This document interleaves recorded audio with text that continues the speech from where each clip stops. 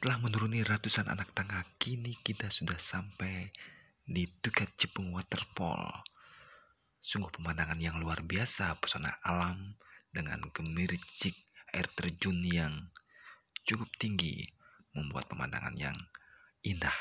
Tidak heran banyak wisatawan mancanegara ikut mengabadikan tempat ini dan menjadi destinasi unggulan di Bangli.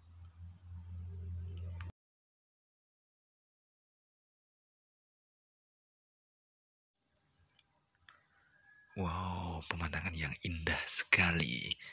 Tukad Cepung Waterfall kini menjadi destinasi dan tempat spot foto yang sangat indah untuk dijadikan momen dokumentasi, prawedding, bahkan syuting film.